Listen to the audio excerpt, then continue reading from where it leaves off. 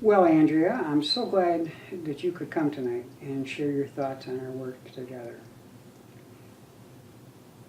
Let's start by you giving us an overview of your background. Where did you grow up? What did you major in college? What was your first job after college?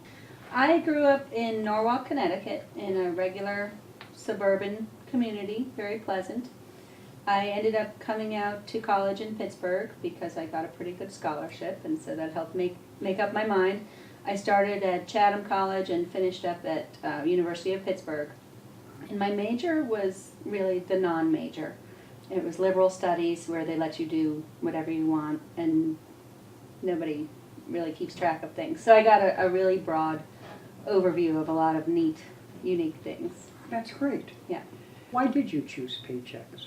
You stayed there a long time. And when did you make that decision to join the company?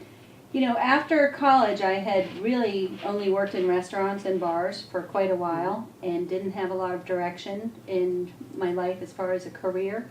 And so in my 20s, I thought, well, maybe I should get a job that gives you a regular paycheck and health insurance, and those sorts of concerns started to become more important to me. But I really didn't know what I liked. Mm-hmm.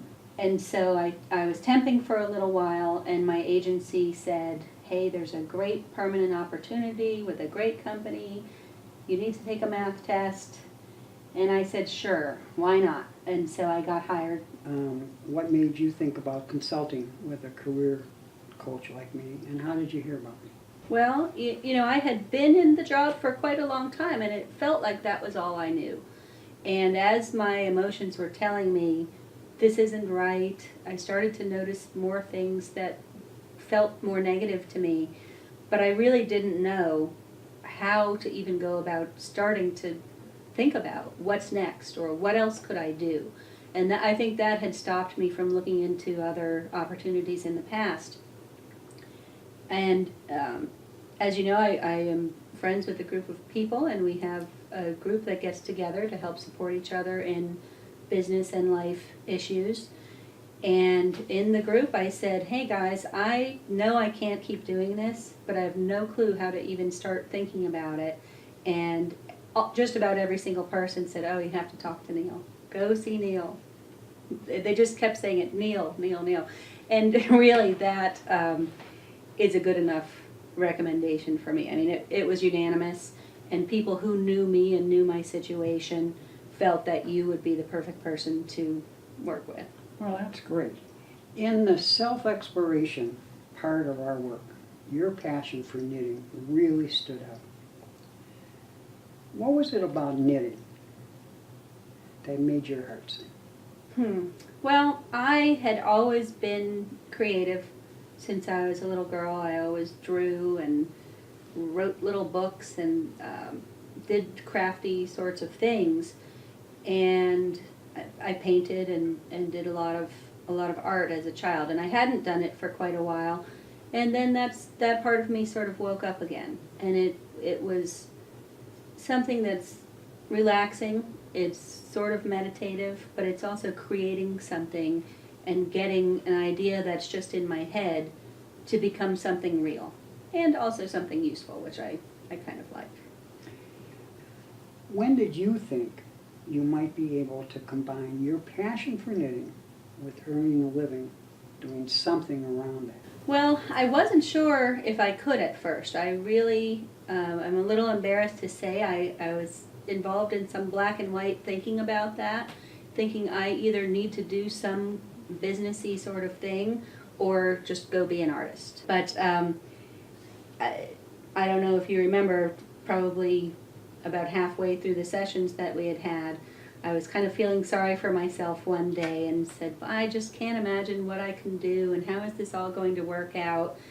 And you said, well, you really get excited when you talk about knitting and yarn, and you're a good salesperson. Don't those knitting stores need someone to sell them yarn? And I was like, Neal, you're a genius.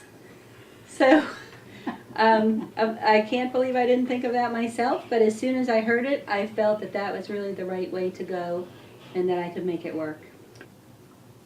Where would you say you are now in your process of decision making? Well, I had done quite a bit of homework about the industry. I talked to people I knew who I thought would be able to help me, either making some new connections or just telling me what they knew.